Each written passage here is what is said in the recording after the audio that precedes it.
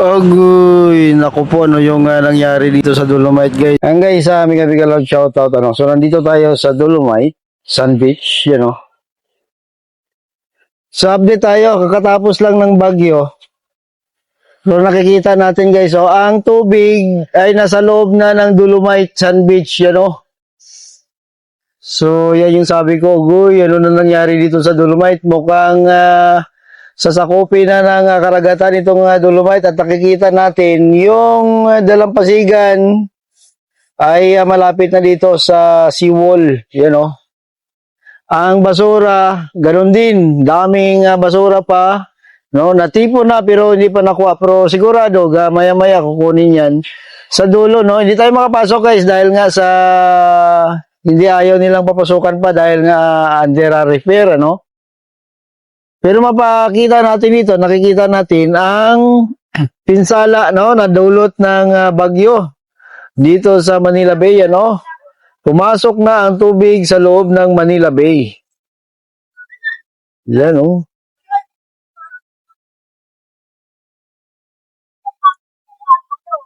Ang dalampasigan, yan, malapit na dito sa seawall, Nakakabilang ng dagat. Halos na umabot kasi yung dagat. Kasi yung pumunta Ayan, ng dagat mo, nakita ko ang ganda ng dagat. Umiksi na ang kanyang dalampasigan, nandito na banda. Kinain na ng karagatan ang Dolomite.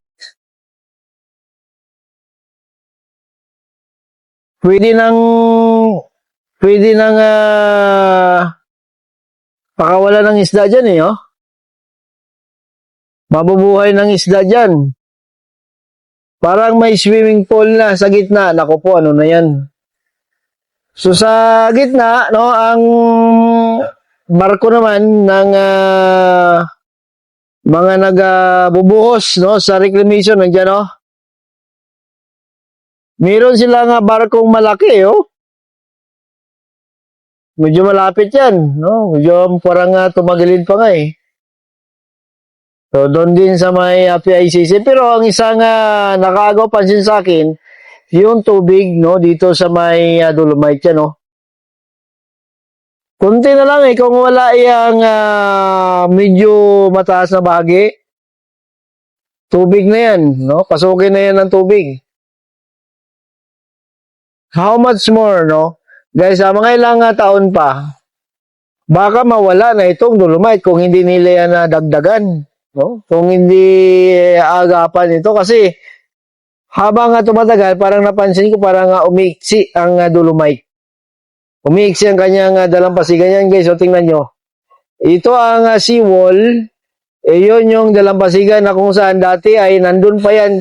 Kung napansin nyo ang bato, yung corner ng bato, hindi natin masagad, baka si Tyra tayo kasi US Embassy na yan dyan, Yung corner ng bato, dati ay nandyan pa dati ang pinakadulo, nandyan pa dati ang dalampasigan, ang Dolomite. Pero ngayon nandyan na, layo na. Siguro mga 3 meters o 5 meters na yan, Hindi natin ma-estimate kasi nandito tayo sa taas. Pero kung hindi ako magkamali, mga nasa 5 meters na ang inatras niya. Yun, Bakit? Diba? Ang bato, yung landmark, pinaka-landmark ng Dolomite na bato, yan, ay na rin ng tubig. Napaligiran na rin ng tubig. Yun yung pinaka-landmark niya, Napaligiran na siya ng tubig.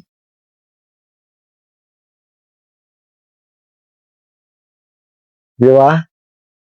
At sa dulo, may nakita tayo yung bangka, ng sa Navy yan, Although dito yan sa Dolomite. Yan. So, sarado ngayon kasi, nagre-repair, nagre-release sila dyan, i-repair pa nila yan, anong araw ngayon? Miyerkules. Yan, For although sumikat na rin yung araw, Pero ang habagat pa rin kasi ang nagpapaulan, kaya sigurado, baka mamayang hapon, uulan ulit to. Yan. So parang kanilang mga basura dyan, oh. Yan ang mga natipon nila. Natipon naman na lahat, hakutin na lang, ano. Wala pa yung dump truck or yung truck ng MMD na hakot yan. Yan. So dito naman tayo sa baba. Ito naman yung angle ang tingnan natin, oh. Ayan. So, may swimming pool sa gitna, oh. Ang bato na pinaka-landmark na palibutan na ng tubig. Oh, may nakita tayo, may taong nagbibideo, siguro tauhan niya lang dolomite, no?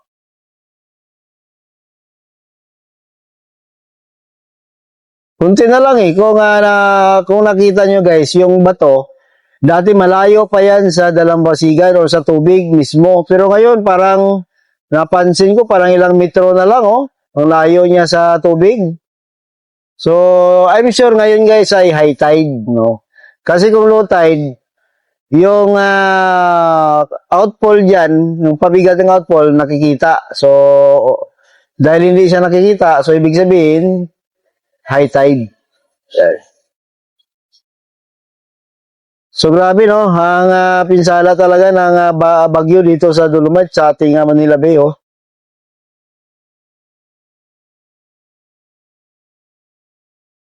So, isipin nyo, no? Pagkalipas ng ilang taon, ano na kayo mangyari? Or 5 taon, 10 taon pa, ano nang nangyayari sa Dolomite? Baka pag hindi pa nila yan aksyonan, baka mawala na itong Dolomite. Or sakupin na uli ito ng tubig, no? Kasi dito, actually dito dito Barabagi guys, no? Ito yung phase 1, ito yung pinakamababa, no? Nung tinambakan ito, medyo flat lang kasi siya or nakapantay lang siya. Unlike doon sa phase 2 at phase 3, actually phase 2 wala naman. Ang iba siguro sa mga viewers, hindi nila alam yung phase na yan kasi hindi sila iba nakapunta dito. Tapos na kami kasi ginagawa pa lang ito ay nandito na. So alam namin yung phase 1, phase 2, phase 3. Ano. So doon sa may dulo guys, sa may bangka na yun, kung nakita nyo, yung bangka na yun, nakaslope, no, ang style diyan ng Dolomite. So dito naka-flat. So ito talagang papasukin ng tubig. Nakapantay lang siya. Then yung pinaka dalampasigan niya ano tawag dito? Hulo nakaumbok konti, ano. Pero yan naman ang umbok ay tulak lang yan, no? Dahil yan sa alon. Kung wala yan, sigurado yung tubig pasok na dito. Yan. So, ang ano dito, naka-flat lang. So, yun yung kaibahan dito ng phase 1 sa dulo. So, dapat naka-slope din ito. Oh.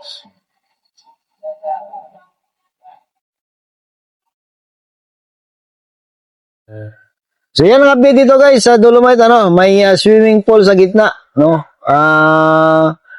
Pero yan naman pagdating ng hapon or pag low tide, bababa din yan kasi sipsipin din yan ng buhangin. Pero kung paano kung tuloy-tuloy ang ulan? Tulad nun na ilang linggo, pero actually, nung mga ilang araw na nagulan, wala yan. Kagabi lang sigurado yan. Sigurado